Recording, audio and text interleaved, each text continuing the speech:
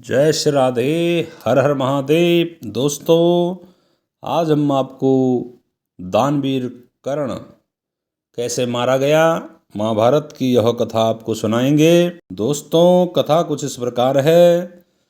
जब द्रोण के मारे जाने पर कौरव पक्ष के राजाओं ने कर्ण को सेनापति मनोनीत किया।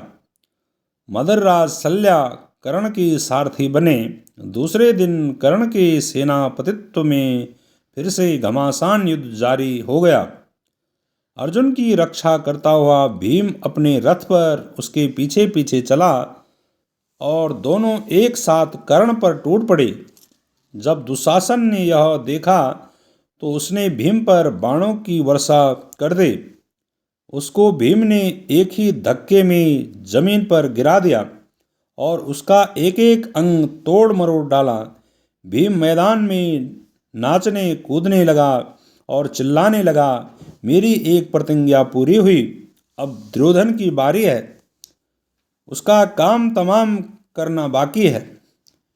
भीमसेन का वह भयानक रूप देखकर कर्ण का भी शरीर कांपने लगा। तभी अश्वत्थामा को दुर्योधन ने पांडवों पर हमला करने की आज्ञा दी।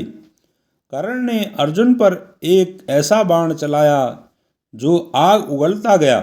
अर्जुन की ओर उस भयानक तीर को आता हुआ देखकर कृष्ण ने रथ को पांव के अंगूठे से दबा दिया, जिससे रथ जमीन में 5 अंगुल धंस गया। कृष्ण की इस युक्ति से अर्जुन मरते मरते बचा। कर्ण का चलाया हुआ सर्पमुखास्त्र फुंफुंकारता हुआ आया और अर्जुन का मुकुट उड़ा ले गया। इस पर अर्जुन के क्रोध का ठिकाना न रहा। उसने जोश के साथ कर्ण पर बाण वर्षा कर दी। तभी अचानक कर्ण के रथ का बाईं तरफ का पहिया धरती में धंस गया। इससे कर्ण घबरा गया और बोला, अर्जुन जरा ठहरो, मेरे रथ का पहिया कीचड़ में फंस गया है।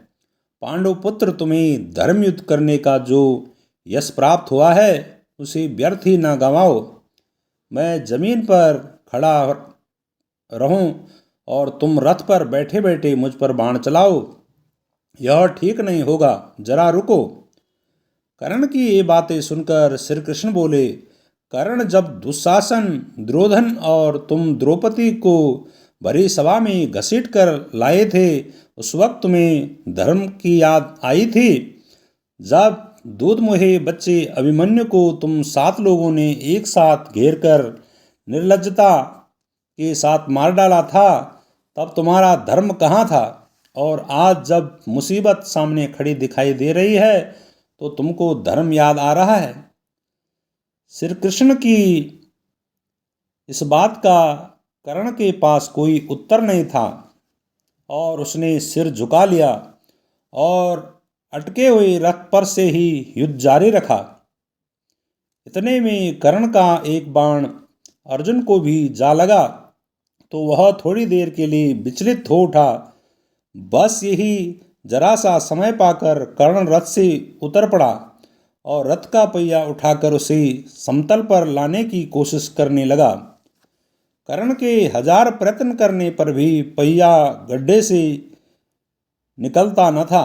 यह स्थिति देख श्री कृष्ण ने अर्जुन से कहा, अर्जुन, अब देरी ना करो, हिचकिचाओ मत, इसी समय इसे खत्म कर दो। श्री कृष्ण की यह बात मानकर अर्जुन ने एक बाण तानकर ऐसा मारा कि कर्ण का सिर कटकर जमीन पर गिर पड़ा। जब दुर्योधन को इस बात की खबर मिली कि युद्ध में कर्ण भी मारा गया है तो उसके शोक की सीमा न रही। दुर्योधन की इस अवस्था पर कृपाचार्य को बड़ा तरस आया। उन्होंने दुर्योधन को सांत्वना देते हुए कहा, राजन, अब तुम्हारा कर्तव्य यही है कि पांडवों से किसी प्रकार संधि कर लो। अब युद्ध बंद करना ही श्रेयस्कर होगा। जय श्री राधे। हर हर महादेव।